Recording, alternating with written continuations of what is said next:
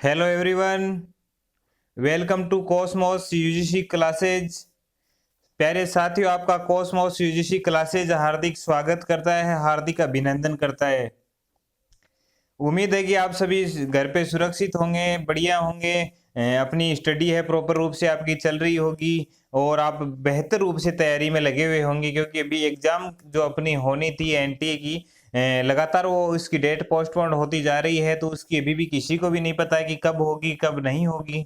संभावित है कि आने वाले 2 मंथ में तो एग्जाम होना जो है असंभव है, क्योंकि जिस प्रकार से अपनी जो एक महामारी फैली थी वो बढ़ रही है, उसी प्रकार है देखा जाए तो एनटीए को है जो असमंजस की स्थिति में है कि एग्जाम करवाई जाए। अगर करवाई जाए तो कैसे करवाई जाए, क्योंकि इस बार क्या होगा कि एक बढ़िया चुनौती है शानदार एनटीए के सामने कि जो परीक्षा केंद्र है उनमें भी बढ़ोतरी की जानी चाहिए, क्योंकि अब भीड़ भाड़ वाले जो है परीक्षा केंद्र निरस्त करने पड़ेंगे उसको, क्योंकि जो छात्रों का जो है सुरक्षा उसके लिए महत्वपूर्ण है। जो स्टूडेंट्स एग्जाम दे रहे हैं, प्रतियोगी एग्जाम दे रहे हैं, उनके लिए उसको सुरक्षा के काफी सारे इंतजाम करने होंगे। तो इसलिए अभी आप बस बेहतर रूप से रेगुलर बेसिस पे अपनी तैयारी जारी रखें। एग्जाम कब होगी कब नहीं होगी, एग्जाम जब होगी तब हो जाएगी, लेकिन आपके पास ये बेहतर मौका है, बेहतर चांस है आपके लिए कि आप जो अपनी जो नेट है क्वालिफाई शानदार तरीके से मेरिट बेस पे आराम से कर सकते हो आप। तो साथियों, कॉस्मोस यूजीसी क्लासेस जैसे कि आपको पता है कि हर डे आपके लिए ज्योग्राफी और संडे को आपके जो फर्स्ट पेपर है संप्रेषण का, जो प्रीवियस ईयर के क्वेश्चन की सीरीज अपन ने चला रखी। पहले इसकी 2 क्लासेज हो चुकी थी। आज जो है सोमवार को जो संप्रेषण का है सीरीज है, क्योंकि थोड़ा टाइम टेबल में है बदलाव किया गया है, संडे को क्लास ऑफ रखी गई है, क्योंकि काफी सारे स्टूडेंट्स की कवरेज थी कि एक दिन है वो दिया जाए ताकि हम बीच में कोई क्लास छूट जाए तो वो उसको रिवाइज देख सकें, वीडियो को देख सकें, क्लास ले सकें, ताकि हम भी है जो प्रॉपरली रेगुलर बेसिस पे क्लास ले सकें।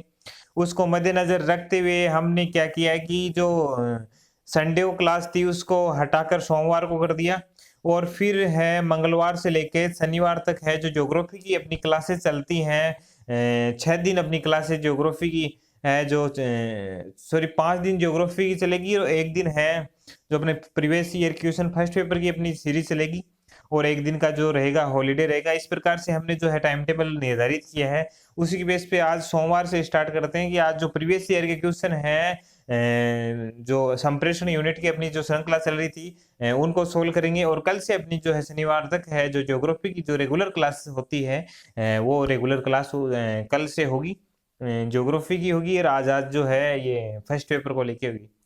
तो चलिए साथियों, शुरुआत करते हैं जो आज की इस धमाकेदार सेशन की। पहले तो सभी से चाहूंगा कि आप एक बार धमाकेदार शानदार रूप से बेल आइकन को इसको लाइक के बटन को प्रेस करें, थम्स अप कर दे, ताकि कॉस्मोस जैसी जो क्लासेज है इसको मोटिवेशन मिलता रहे कि हाँ, आप बढ़िया शानदार तरीके से जो है क्लास का आनंद ले रहे हैं, आपको काफी फायदा इससे पहुंच रहा है। और अपनी जो क्लासेज होती है वो रेगुलर बेसिस पे होती है। जो रेगुलर क्लास होती है वो अपनी रेगुलर बेसिस पे अपनी डेली अपनी क्लासेस चलती है, और कुछ ना कुछ अपना है कॉस्मोस यूजीसी क्लासेस पे है जो नया होता रहता है। और अब तो कॉस्मोस यूजीसी क्लासेस काफी सारे विद्यार्थियों की जो है पसंद बन चुका है। धीरे धीरे इसमें और सुधार किया जाएगा, और बदलाव किया जाएगा, और बेहतरीन आपको है जो मैटर के साथ साथ में क्लासेज और पीडीएफ वगैरह इनकी जो भी मैटर है एग्जाम की दृष्टि से आपके जो मार्क्स है, जो पक्के मार्क्स करवाने हैं, उनकी बेहतर आपको तैयारी यहाँ पे कॉस्मोस यूजीसी क्लासेज पे निःशुल्क रूप से और हमेशा के लिए निःशुल्क करवाई जाएगी। ऐसा नहीं है कि आज है जो कॉस्मोस यूजीसी क्लासेज फ्री में क्लासेज दे रहा है और कल आने वाली कल में 10% डिस्काउंट के साथ में क्लास स्टार्ट कर दी जाए, ऐसा बिल्कुल नहीं होगा। कॉस्मोस यूजीसी क्लासेज ने आपसे वादा किया है कि इसका व्यवसायिक उद्देश्य न होके एक है जो सहयोग का उद्देश्य है कि आपको निःशुल्क रूप से है जो है क्लासेज प्रोवाइड करवाई जाए, शानदार रूप से बेहतरीन रूप से आपको क्लासेज यहाँ पे देखने को मिलेगी। चलिए साथियों, शुरुआत करते हैं क्वेश्चन नंबर फर्स्ट की, कि उत्तर आधुनिकतावाद संबंधित है। जो उत्तर आधुनिकतावाद है जो वर्तमान काल है या आधुनिक काल है, वो किससे संबंधित है? इन जो 4 ऑप्शन है इनमें से किससे संबंध रखता है ये आपको बताना है, ये आपको क्वेश्चन पूछा गया है। तो इसमें मेरे प्यारे मित्रों ऑप्शन दे रखा है समाचार पत्र से, पत्रिकाओं से, रेडियो से और टेलीविजन से। तो मेरे प्यारे दोस्तों, इसमें जो है कि एग्जामिनर ने क्वेश्चन पूछा है वो है कि उत्तर आधुनिकतावाद है संबंधित किससे संबंध रखता है, जो आधुनिक है वर्तमान है किससे संबंधित रखता है। इस संदर्भ में क्वेश्चन पूछा गया। ये क्वेश्चन है समथिंग 2010 से 2012 के बीच में पूछा गया क्वेश्चन है एक, जहां से मैंने इनका संकलन किया है। आपके लिए मैं सब लगभग सभी क्वेश्चन हैं उनको यहाँ पे आपको देखने को मिलेंगे अपनी कॉस्मोस यूजीसी क्लासेज पे, क्योंकि ये संकलन यूट्यूब के इतिहास में जो है एक क्रमबद्ध रूप से संकलन आपको देखने को मिलेगा सिर्फ कॉस्मोस यूजीसी क्लासेज पे। अन्य जो यूट्यूबर हैं, अन्य जो टीचर्स हैं, उन्होंने खिचड़ी बना के पेश कर दी अपने चैनल्स पे, ताकि तो स्टूडेंट जब क्लास लेते हैं तो वो कभी तो टीचिंग एप्टीट्यूड में चले जाते हैं, कभी कम्युनिकेशन में चले जाते हैं, कभी हायर एजुकेशन में चले जाते हैं, कहीं और चले जाते हैं, तो वो सीक्वेंस नहीं बन पाता। इसको मद्देनजर रखते हुए कॉस्मोस यूजीसी क्लासेज ने आपके लिए एक है क्रमबद्ध रूप से कि जो श्रृंखला चलेगी वो सिर्फ संप्रेषण की चलेगी, बीच में और किसी का क्वेश्चन नहीं डाला जाएगा, और संप्रेषण की श्रृंखला चलेगी तो संप्रेषण संपूर्ण पढ़ाया जाएगा। जो कि जितने भी क्वेश्चन 15 ईयर जो पुराने जो 15 ईयर्स में जो क्वेश्चन पूछे गए हैं वो आपको यहाँ पे जो है देखने को मिलेंगे। तो जो उत्तर आधुनिकतावाद है वो किससे संबंधित रखता है, तो मेरे प्यारे मित्रों जो इसका संबंध है टेलीविजन से है। अब टेलीविजन से क्यों है इसका संबंध, क्योंकि समाचार पत्र है पुरानी प्राचीन काल में उपयोग किया जाता था, पत्रिकाएं भी उसी समय है जो ज्यादा उपयोगी होती थी, रेडियो भी प्राचीन काल में अपने पूर्वजों से सुना होगा या बुजुर्गों से सुना होगा कि हमारा जो समय था उसमें रेडियो का प्रचलन ज्यादा था। हम रेडियो है पास में ही रखा करते थे, जब भी कोई काम करना हो या किसी एक स्थान से दूसरे स्थान पे जाना हो, किसी रिश्तेदार के यहाँ जाना हो, तो अपना जो रेडियो है वो हाथ में रखते थे और एंजॉय करते हुए वो है लगातार चलते रहते थे, क्योंकि उस समय साधनों का अभाव होने के कारण उनको पैदल यात्रा करनी पड़ती थी अधिक, तो उसमें वो थोड़ा बोरिंग महसूस नहीं हो, उनका मनोरंजन होता जाए। तो मनोरंजन का साधन जो था प्राचीन काल में पहले लगभग 20-30 साल या 40 साल पहले जो था रेडियो उसका प्रचलन खूब था। लेकिन वर्तमान में टेलीविजन का है, और टेलीविजन भी अब धीरे धीरे है टेलीविजन का भी जो है प्रभाव कम होता जा रहा है। टेलीविजन की जगह वर्तमान में जो है जो लैपटॉप है, पाम टैब है या टैबलेट है, अपनी स्मार्टफोन है, इन्होंने जगह ले ली है। ये अब जो है इसके साधन हो गए। तो नेक्स्ट चलते हैं, चर्चा करते हैं इसके बारे में।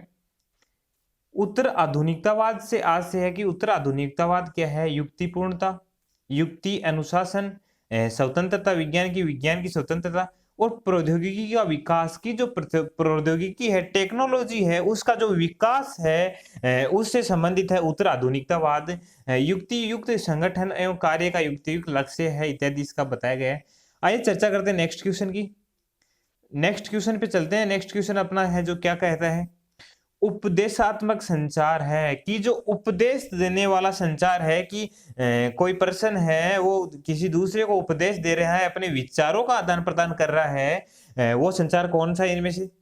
अंतर्वैयक्तिक देखते हैं, अंतर्वैयक्तिक देखते हैं, संगठनात्मक देखते हैं, संबंध सूचक, ये किसी प्रकार का है जो संचार है उसका प्रकार नहीं है। इसमें दो है, अंतर्व्यक्तिक और अंतर्व्यक्तिक है, दो संचार इसमें मुख्य है, जैसा कि क्वेश्चन पढ़ते ही आपको पता चल गया होगा। अब पहले चर्चा करते हैं अंतर्व्यक्तिक संचार है वो क्या है।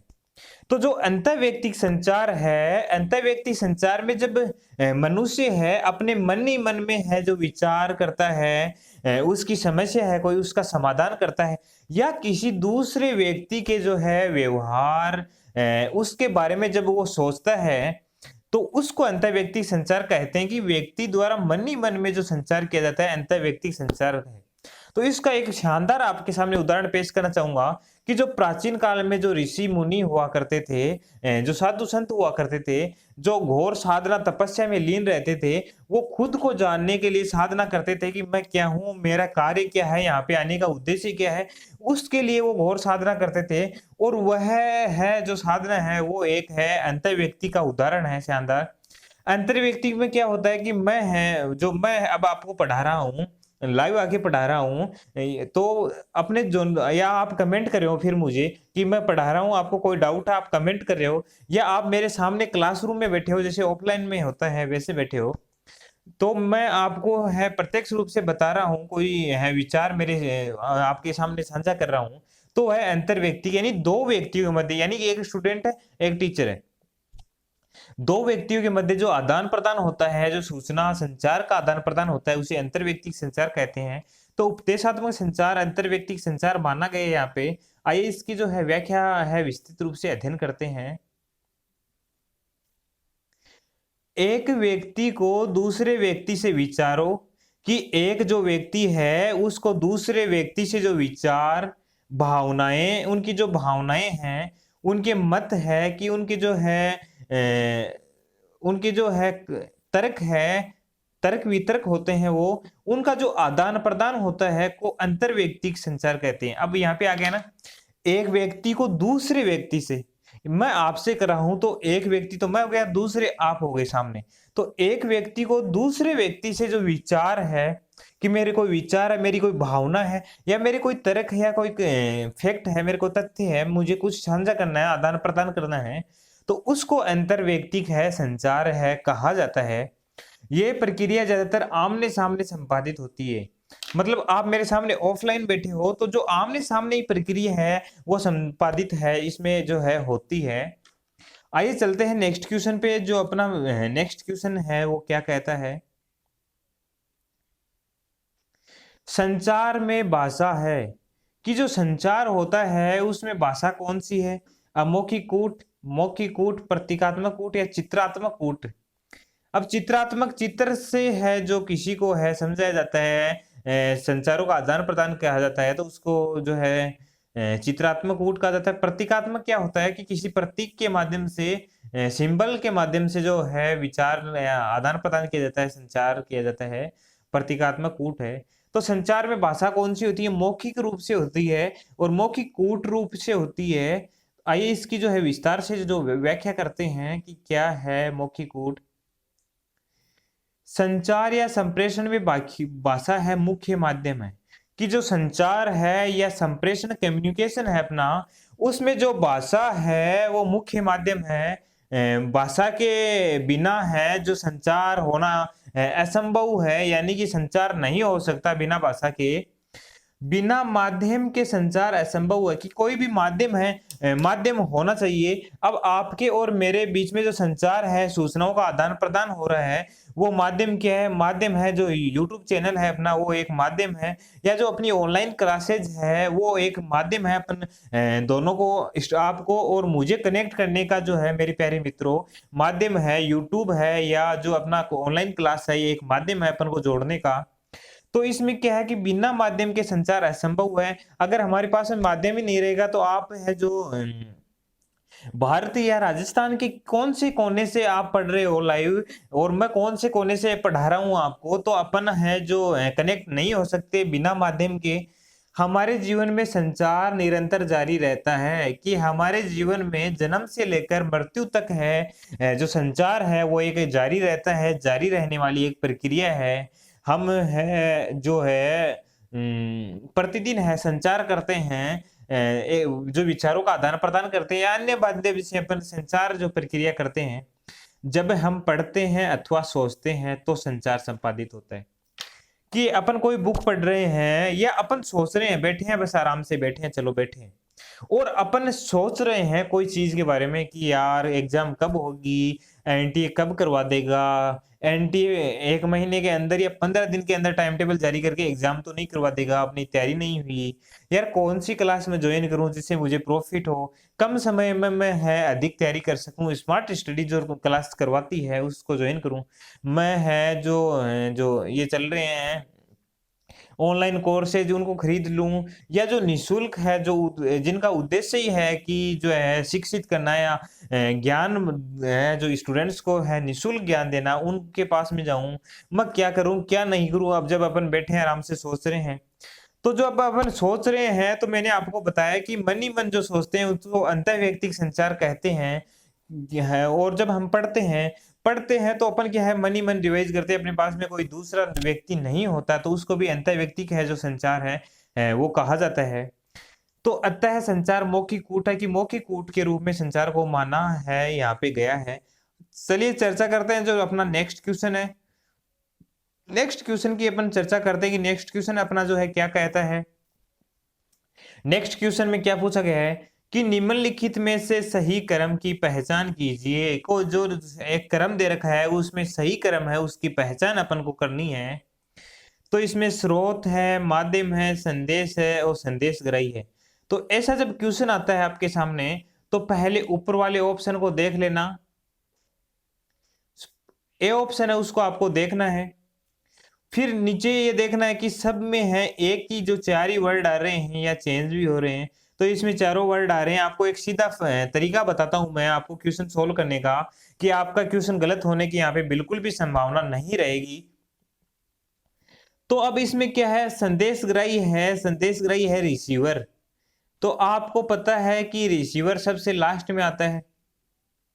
जो रिसीवर होता है, अपन संदेश प्रेषित करते हैं तो उसको ग्रहण करने वाला है, जो प्राप्त करने वाला है, संदेश ग्रहण करने वाला संदेशग्राही है, वो सबसे लास्ट में आता है। संचार के जो है क्रम है उनके सबसे लास्ट में आता है। तो दो ऑप्शन तो आपके ऑटोमेटिक ही यहाँ पे गलत हो गए, दो ऑप्शन गलत हो गए इसमें। अब आता है स्रोत, माध्यम और संदेश, बचे तीन। इसमें भी स्रोत, संदेश और माध्यम। अब संदेश पहले आएगा या बाद में आएगा, तब आपको अपना माइंड का इस्तेमाल करते हुए यहाँ पे चौका लगा देना है शानदार रूप से। क्योंकि संदेश जब होगा, अपने पास में संदेश है तभी उसको माध्यम के माध्यम से रिसीवर के पास में भेजेंगे, किसी दूसरे के पास में भेजेंगे। जब संदेश ही तैयार नहीं है तो पहले माध्यम का क्या उपयोग वहां पे। और इसका एक जो है अपन अध्ययन करते हैं SMCR, इसकी जो एक शॉर्ट फॉर्म आती है उसको भी आपको ध्यान में रखना है। SMCR ये है, इसको आपको ध्यान में रखना है। अब ये सर SMCR है, ये क्या आ गया, क्या फंडा है, क्या शॉर्ट फॉर्म बता दी, हमारे समझ में नहीं। तो मेरे प्यारे मित्रों, मैं आपको बताना चाहूंगा, S से है स्रोत, स्रोत बोले तो सोर्स, इंग्लिश वर्जन है एस से सोर्स, और इसका हिंदी होता है स्रोत। अब स्रोत दोनों में है, स्रोत इसमें भी है, स्रोत इसमें भी है। अब इसमें आ गया एम, एम से क्या होता है, एम से होता है मैसेज। यहाँ पे कंफ्यूजन करना है एग्जामिनर को, तो उसने एम से माध्यम दे दिया, और एम से मैसेज भी होता है माध्यम। अभी यहाँ पे स्टूडेंट कंफ्यूजन हो जाता है कि क्या करना है। तो आप अंग्रेजी वर्जन में चल रहे हो तो अंग्रेजी वर्जन में ही आपको चलना है, माध्यम सीधा नहीं जाना है आपको। तो एम का हो गया संदेश या मैसेज, तो इसमें ये आ गया, तो ऑटोमेटिक ऑप्शन तो यही सही हो गया। लेकिन अपन इसकी फुल फॉर्म है, इसको देखते हैं। तो पहले हो गया सोर्स, फिर मैसेज, फिर चैनल है। अब चैनल क्या होता है, चैनल होता है एक माध्यम होता है, माध्यम को इंग्लिश में चैनल बोलते हैं। अब ये चैनल जो अपना है कॉस्मोस यूजीसी क्लासेज, ये भी अपन को कनेक्ट करने का, स्टूडेंट और टीचर को कनेक्ट करने का एक जो है माध्यम है। तो चैनल यहाँ पे सी से हो गया, आर, आर से हो गया रिसीवर। तो आपको ध्यान में रखना है, एस से स्रोत, एम से संदेश, सी से माध्यम और आर से जो संदेश ग्राही या रिसीवर है, ये इसका जो है सही आंसर है। और इसका आंसर अपना है जो है डी है। आइए चर्चा करते हैं इसके बारे में। जो अपना नेक्स्ट क्वेश्चन है उसकी चर्चा करते हैं अपन। संचार माध्यम समाज में हिंसा की संस्कृति को प्रोत्साहित करते हैं। कि जो संचार का जो माध्यम है, चाहे रेडियो हो, टेलीविजन हो, यूट्यूब हो या अन्य कोई सोशल साइट्स हो, जिससे संचार होता है वो समाज में हिंसा की संस्कृति को प्रोत्साहित करते हैं। कि जो मारकाट की प्रवृत्ति है या जो है दुर्भावना है, लड़ाई झगड़े है, उसकी संस्कृति को प्रोत्साहित करते हैं। पहला कथन ये कहता है। दूसरा कथन क्या है, क्योंकि बाजार में हिंसा की बिक्री है। क्योंकि ये दूसरा कथन कह रहा है अपना कि बाजार में है हिंसा की जो है बिक्री है, क्योंकि लोग समय में हिंसावर्ती के हैं, जो हिंसावर्ती के लोग हैं वो है। तो इस क्वेश्चन को सोल्व करने का सीधा ही आपको एक है कि यहाँ पे वाक्य नेगेटिव नहीं होना चाहिए। अगर एग्जामिनर आपको कुछ पूछ रहा है तो अपन अपनी तरफ से एक नेगेटिविटी नहीं जोड़नी चाहिए अपन को, जो वास्तविक है वास्तविक ही यहाँ पे है जो सही होगी। तो हिंसा की संस्कृति को संचार माध्यम बढ़ावा नहीं देता, ये ऑप्शन इसका गलत हो गया। बढ़ावा क्यों नहीं देता, क्योंकि संचार जो माध्यम है वो तो है समाज को है एक नई दिशा प्रदान करने का कार्य करता है। समाज को हर चीज से अपडेट या हर चीज के बारे में जो है जानकारी प्रदान करने का जो कार्य करता है वो करता है जो संचार माध्यम है वो करता है। और बाजार में हिंसा की बिक्री नहीं है, लोग भी हिंसावर्ती की नहीं है। तो ए और आर दोनों इसमें गलत है, तो ऑप्शन इसका डी होगा। आइए इसकी व्याख्या करते हैं, विस्तार से इसकी जो है चर्चा करते हैं अपन कि क्या है जो है ये जो है दोनों कथन क्यों गलत है। संचार माध्यम समाज की एकता की, मैंने जैसा आपकी को बताया है कि संचार जो माध्यम है समाज की एकता की, समाज एकजुट होता है इससे। अखंडता, कभी न टूटने वाला जो अखंड है कि मतलब एक साथ रहता है, समाज को प्रोत्साहित करते हैं। मतलब यहाँ पे ये कह रहा है कि एकता और अखंडता को प्रोत्साहन देता है, जो कौन देता है? संचार माध्यम। जबकि वहां पे क्या कहा गया था कि है जो है आपसी सौहार्द है या हिंसावर्ती को जो है बढ़ाता है, कौन बढ़ाता है? संचार माध्यम। बिल्कुल ऐसा बिल्कुल नहीं है, तो वो कथन गलत हो गया। समाज के व्यक्तियों की जरूरतों व आवश्यकताओं को पूरा करते हैं, कि जो संचार माध्यम है समाज की कोई भी जरूरत है, उनकी कोई भी आवश्यकता है, उसको है जो पूरा करता है। कौन करता है? जो है ये पूरा करने का काम करता है संचार माध्यम करता है। समाज हिंसा को रोकता है, कि हिंसा को रोकने का काम कौन करता है? समाज करता है। व्यक्तियों में एकता और सौहार्द कायम करता है, जो एकता है, कम्युनिटी है, वो कायम करता है संचार माध्यम। और सौहार्द है, आपसी जो प्रेम भाव है, ये भी किससे होता है? संचार माध्यम से होता है। इसलिए हम कह सकते हैं कि ए भी गलत है, आर भी गलत है। उसका सही आंसर होगा डी ऑप्शन है, उसमें जो वो होगा। संचार की अंतर संबंधित श्रृंखला में विद्यमान मीडिया में बिंदुओं का किस रूप में जिक्र किया जाता है? कि संचार की जो अंतर संबंधित जो श्रृंखला है एक, उसमें विद्यमान जो भी मीडिया है उसमें बिंदुओं का किस रूप में जिक्र किया जाता है? नेटवर्क मीडिया, नेटवर्क्ड मीडिया, संयोजी मीडिया, ग्रंथिल या बहुमीडिया। तो इसके बारे में इसका जो सही आंसर होगा नेटवर्क मीडिया। अब इसकी विस्तार से चर्चा करेंगे अपन कि क्या है नेटवर्क मीडिया। इसको समझना जरूरी है, क्योंकि जब तक अपन इसको नहीं समझेंगे, अपनी पिक्चर है जो क्लियर नहीं होगी। तभी मैंने है क्वेश्चन के साथ में जो व्याख्या का संग्रह भी किया है, कि आपको है एक क्वेश्चन पढ़े तो आपको काफी सारा इसके बारे में पता चले कि है क्या चीज वास्तव में ये। यह एक प्रकार का नेटवर्क है, कि ये एक नेटवर्क है। नेटवर्क मीडिया, जो मीडिया है वो एक प्रकार का नेटवर्क है, जिसमें अनेक संप्रेषणों के पैकेट नेटवर्क एक साथ चल सकते हैं। कि अनेक संप्रेषण जो कम्युनिकेशन के पैकेट या नेटवर्क है एक साथ काम कर सकते हैं। इनमें आंतरिक रूप से संबंध सर्किट होते हैं, आंतरिक रूप से सर्किट होते हैं, वो जुड़े होते हैं। यह सर्किट डाटा के अलग अलग पैकेटों को विभिन्न भागों में किसी एक में जो पथ प्रदान करते हैं, कि एक पथ में है जो भेजने का काम करते हैं, सर्किट डाटा करते हैं। गंतव्य की रिसीवर या जहां पहुंचाना है वहां पर भेजने में जो भी पथ उपयुक्त होता है उसका उपयोग किया जाता है, वही नेटवर्क मीडिया है। इसका सही आंसर ए होगा। आइए चर्चा करते हैं नेक्स्ट, अपना नेक्स्ट क्वेश्चन है उसकी चर्चा करते हैं। जो जनसंचार है, अब चर्चा करेंगे जनसंचार की है। मैं मुझे कोई संदेश है जनता तक पहुंचाना है, तो मैं उनके सामने जो है खड़ा होकर या किसी माध्यम से अपनी सूचना या अपनी जो है विचार उनके तो उनके पास रखूंगा, वही जनसंचार है। सूचना का कार्य वर्णन किस रूप में किया जाता है? कि सूचना कार्य का वर्णन किस रूप में किया जाता है? वितरण के रूप में, प्रचार करके, या निगरानी या विचलन। कि किस प्रकार से जो है जनसंचार में सूचना कार्य का है जो वर्णन है वो किया जाता है। तो इसमें है जो बताना चाहूंगा, तो जनसंचार में है सूचना कार्य का वर्णन है वो एक है विसरण के रूप में किया जाएगा, जो इसका सही आंसर ए होगा। इसकी जो व्याख्या करेंगे अपन,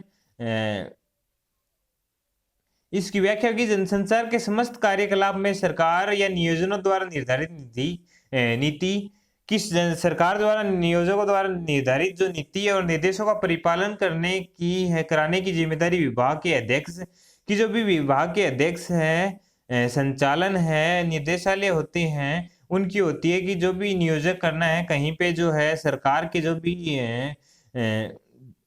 संचार के जो भी अब जैसे अपन है सरकार है, सरकार का कोई मंत्री है, मुख्यमंत्री है, कोई प्रधानमंत्री है, उनकी जब भी कोई मीटिंग या रैलियां करवानी होती है तो उनकी जिम्मेदारी प्रधानमंत्री उनके पास में नहीं होती। जो उनके नीचे है पार्टी के अध्यक्ष है, संचालक है, निर्देशालय है, उनके अंतर्गत होती है, वही सारे है देख रेख करते हैं।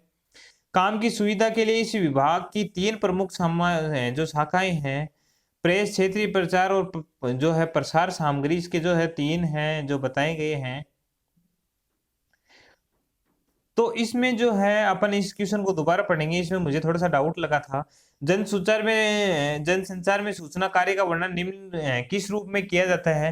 कि जनसंचार में सूचना कार्य का वर्णन है, सूचना कार्य किस प्रकार है जो किया जाता है, न तो विसरण से किया जाता है, न प्रचार से, न विचलन से। इसमें इसका सही आंसर होगा निगरानी से, क्योंकि निगरानी रखते हुए भी है जो लोगों तक है जो संचार है, सूचना कार्य है जो उसको वो है संपूर्ण है किया जाता है। इसका आपको सही आंसर देख लेना है, आपको सी करना है इसका सही आंसर। इसका सी करेक्ट आंसर है, क्योंकि मुझे थोड़ा इसमें कंफ्यूजन था कि इसमें जो सही आंसर क्या होगा, लेकिन अब पिक्चर क्लियर हो गई। निगरानी होनी जरूरी है, क्योंकि अपन ने व्याख्या पढ़ ली। मेरे प्यारे मित्रों, यही फायदा है साथ में व्याख्या पढ़ने का, क्योंकि सारी पिक्चर क्लियर व्याख्या से ही हो सकती है।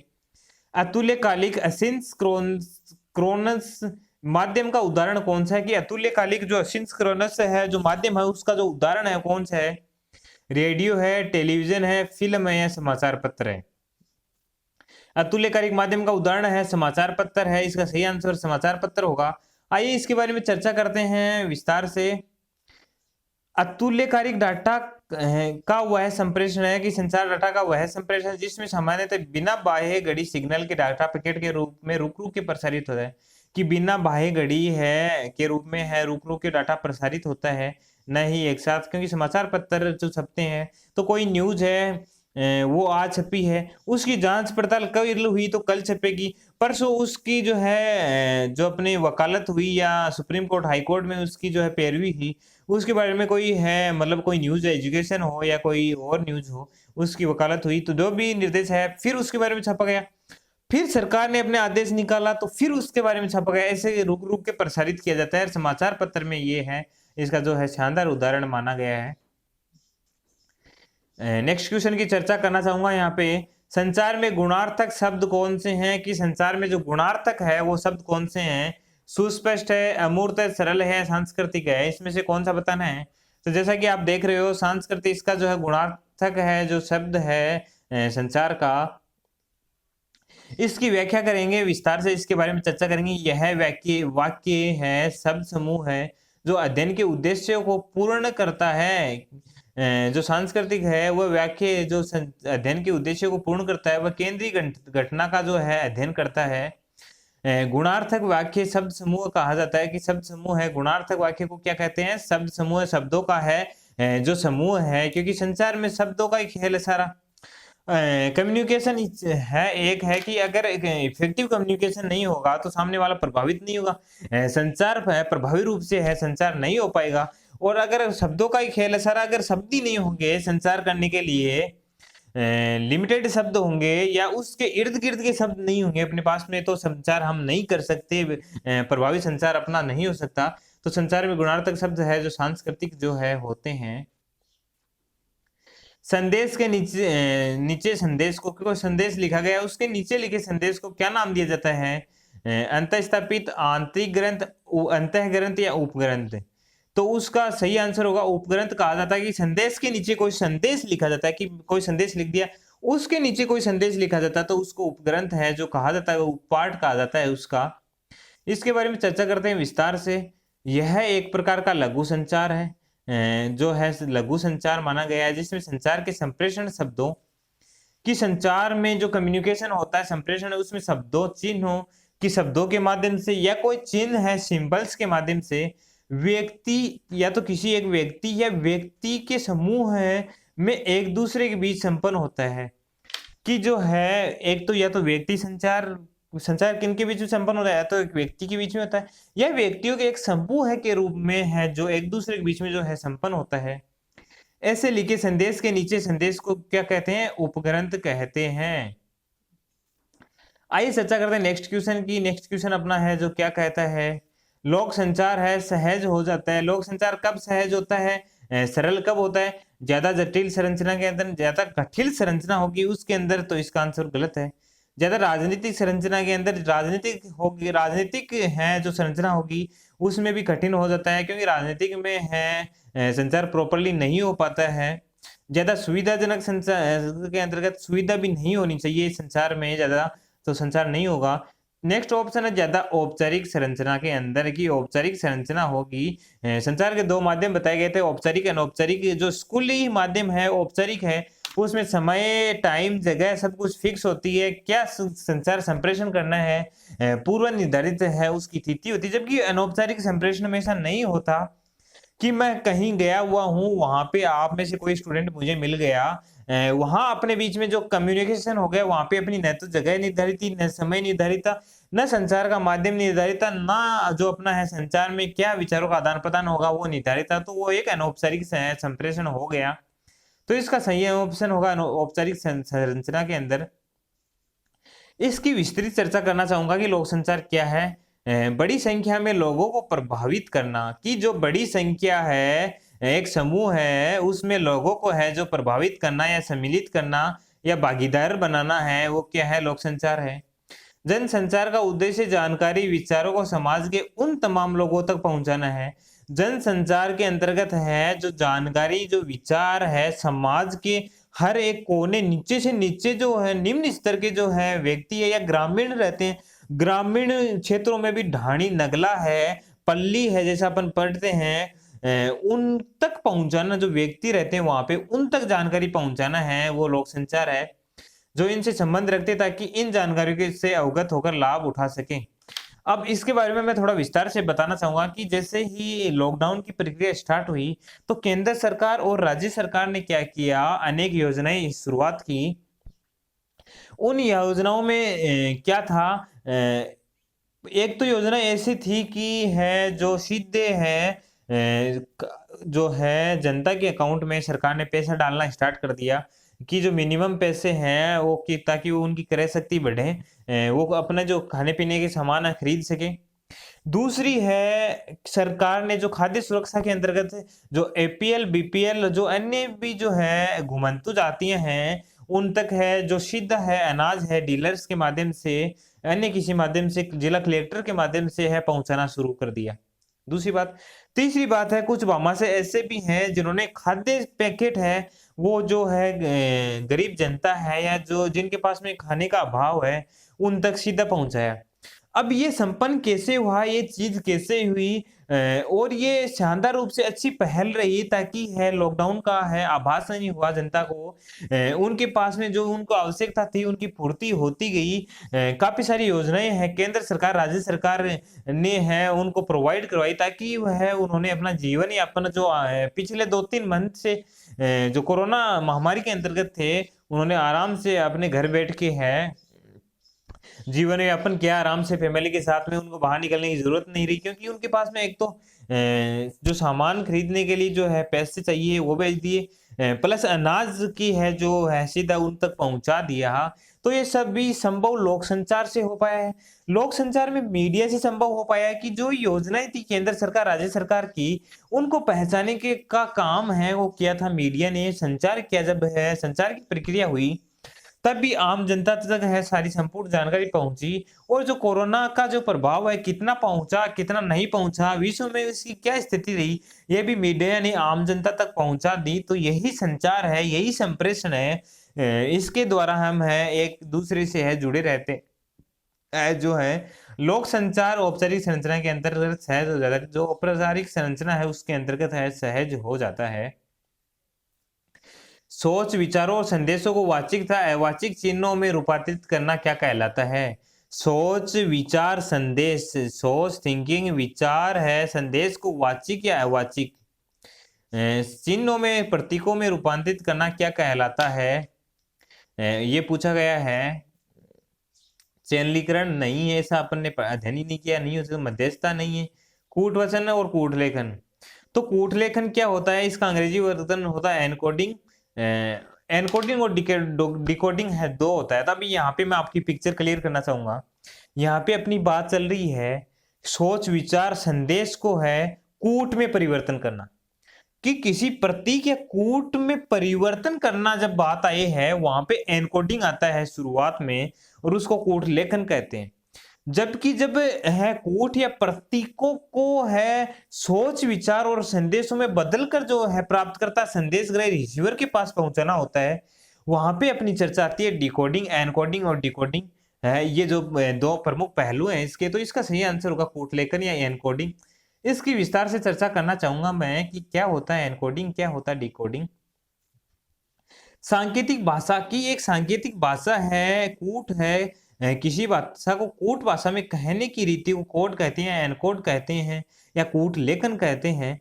तथा उसी भाषा को जो कूट भाषा में कन्वर्ट किया है, उस भाषा को वास्तविक अर्थ होता है, जो संदेश विचार है, उसमें वापिस परिवर्तन करने वाला क्या कहलाता है? डिकोड है, जो अपना कहलाता है। आपको ध्यान में रखना है, क्योंकि यहाँ से ये वेरी वेरी इंपॉर्टेंट है। ये है जो यहाँ से एनकोड डिकोड, यहाँ से एक बार हर बार एक एक क्वेश्चन है जो पूछ लिया जाता है। आइए चर्चा करते हैं नेक्स्ट क्वेश्चन की। नेक्स्ट क्वेश्चन अपना क्या कहता है? जो है नेक्स्ट क्वेश्चन अपना कहता है प्रभावपूर्ण संचार को कैसा सहायक वातावरण चाहिए, कि जो प्रभाव संचार होता है कैसा वातावरण चाहिए? आर्थिक चाहिए? नहीं चाहिए, उसको धन दौलत पैसे से कोई लेना देना नहीं है, आर्थिकीकरण नहीं चाहता संचार। राजनीतिक में संचार कभी है प्रभावपूर्ण नहीं होता। सामाजिक वातावरण में नहीं, बहुसांस्कृतिक यानी बहुसांस्कृतिक वातावरण होता है, वहां पे संचार है वो प्रभावी रहता है, संचार है प्रभावी रहता है। आइए चर्चा करते हैं नेक्स्ट क्वेश्चन की। संचार की प्रक्रिया में संज्ञानात्मक आंकड़े के प्रेक्षण में रुकावट होती है। रुकावट क्या होती है? व्यक्तित्व में अपेक्षा कूटबद्ध करने की जो योग्यता है, उसमें कौन सा सही है? तो इसमें है सामाजिक दर्जा है, ये इसका सही आंसर है। आपको देख लेना, नॉर्मल क्वेश्चन है ये। चर्चा करते हैं नेक्स्ट क्वेश्चन की। प्रेषित होने के लिए सांस्थानिक रूढ़िबद्ध धारणाएं बन जाती है, कि प्रेषित है करना है किसी मैसेज को, तो सांस्थानिक किसी संस्था की रूढ़िबद्ध धारणाएं क्या बन जाती है? मिथक, कारण, अनुभव या विश्वास या दृढ़ धारणा? विश्वास और दृढ़ धारणा है इसका जो सही आंसर है।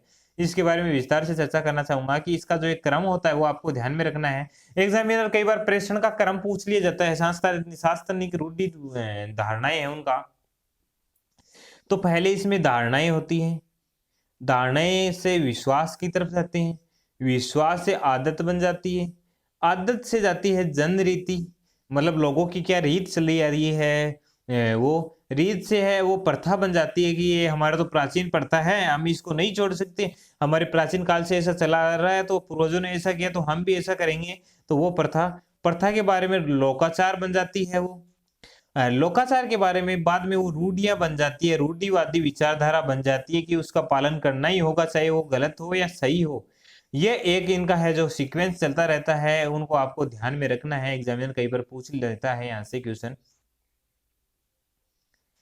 चर्चा करता हूं नेक्स्ट क्वेश्चन की। जनसंचार में चयनात्मक अवरोधक प्रापक है जो की पर निर्भर करता है, डैश दे दिए यहाँ पे, कि जनसंचार होता है उसमें चयनात्मक अवबोधन प्रापक की पर निर्भर करता है। किस पे करता है? निपुणता, ग्रहणशीलता, नजाते तो प्रवणता। तो इसका सही आंसर प्रवणता पर है, जो निर्भर करता है। चयनात्मक अवबोध प्रवण होना चाहिए संचार में। इसकी विस्तार से चर्चा करता हूं मैं आगे। मेरे प्यारे मित्रों, मेरे प्यारे साथियों, अपन चर्चा कर रहे थे कम्युनिकेशन के बारे में। संप्रेषण का संदेश प्राप्त करने वाला प्रारंभ क्या श्रोता है? संप्रेषक है का संदेश प्राप्त करने वाला श्रोता है। जो संचार प्रक्रिया का अंतिम छोर है, अंतिम जो कोना है, वहां तक संचार चलता है। संचार प्रक्रिया में श्रोता उतना ही महत्वपूर्ण जितना कि संप्रेषक। श्रोता उतना महत्वपूर्ण जितना भेजने वाला की जितनी इंपॉर्टेंस है सेंडर की, उतनी रिसीवर की है। उदाहरण के माध्यम से यहाँ पे बात कही गई, यदि लोकसभा से संबंधित कोई कार्यक्रम प्रस्तुत हो रहा है, कि लोकसभा या राज्यसभा होती है, तो लोकसभा से संबंधित कोई कार्यक्रम प्रस्तुत हो रहा है, तो प्रारंभ के लिए आवश्यक है कि वह लोकसभा के बारे में जानकारी रखता हो। जो प्रापक है जो उसके बारे में है कि लोकसभा से जो सामान्य जानकारी रखता हो, तभी संप्रेषण सार्थक होगा। प्रारंभ यहाँ पे कौन सेंडर को बोला गया है कि जो विचार रखने वाला है लोकसभा के बारे में सामान्य इनको जानकारी होनी चाहिए, तभी वह संप्रेषण है जो सार्थक होगा उसका। चर्चा करते हैं नेक्स्ट क्वेश्चन की। अपना नेक्स्ट क्वेश्चन क्या कहता है?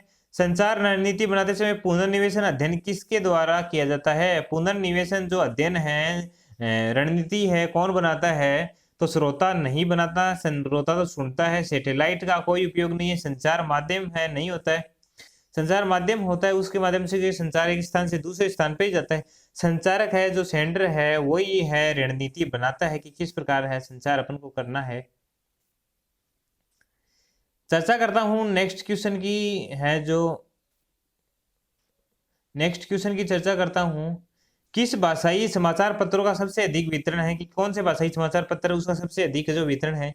तो इसमें सही आंसर हिंदी का है। ये आपको तो है सीधा जान चाहिए कि हिंदी का है जो वितरण है ज्यादा है। टीवी के पर्दे का पक्ष अनुपात क्या है, कि पक्ष का अनुपात पूछा गया है टीवी के पर्दे का यहाँ पे, तो मैंने पहले करवा देते क्वेश्चन। इसका सही आंसर 4:3 होगा। ये सारे गलत हैं, ये कोई नहीं होगा, 4:3 होगा। लेकिन वर्तमान में देखा जाए तो इसमें की व्याख्या में पढ़ेंगे वर्तमान में क्या है, और पर्दे का जो है क्या पूछा गया है इसमें, यह अनुपात पर टीवी के पर्दे की चौड़ाई की, उसकी चौड़ाई कितनी है, उसकी ऊंचाई कितनी है। टीवी के पर्दे की चौड़ाई और ऊंचाई के साथ अनुपात है, कि उनका अनुपात है 4:3 था। पहले क्वेश्चन बहुत पहले पूछा गया था, तब था। टीवी के पर्दे का पारंपरिक अनुपात है, वर्तमान समय ये अनुपात बड़ी स्क्रीन के कारण 16:9 गया और लगातार बढ़ता ही जा रहा है। ये 21 इंच है, 27 इंच है, 32 इंच है, ऐसे ऐसे इनका हो गया। जैसे कि आपको पता है टेलीविजन है, उनका आकार बढ़ता जा रहा है, बड़ी स्क्रीन होते जा रहे हैं। तो उसमें 16:9 है जो बताया गया है, और लगातार इसमें जो स्क्रीन की बढ़ोतरी हो रही है, तो उस आधार पे आपको इसका आंसर देना है।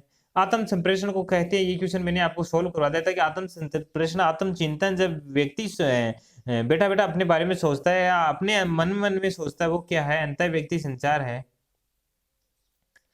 तो अंतः व्यक्तिक संचार की स्थिति तब होती है जब व्यक्ति अकेला अपने अंदर सोच रहा होता है। इसे अन्य सभी संचार स्तरों का आधार कहा जाता है, कि मूल आधार ये है। और ये शानदार ऑप्शन है, ये उदाहरण आपके सामने हो रहा है यहाँ पे। भारतीय ऋषियों का सौ की पहचान, स्वयं की पहचान नहीं, यहाँ पे स्वयं की, सौ की पहचान नहीं, सौ की क्या पहचान करेंगे, मरने के बाद में तो किसी की पहचान नहीं होती। तो स्वयं की पहचान यहाँ पे है, के लिए है जो आत्म साधना पर है जो बल देना है, वो क्या था, अंतः व्यक्ति संचार था।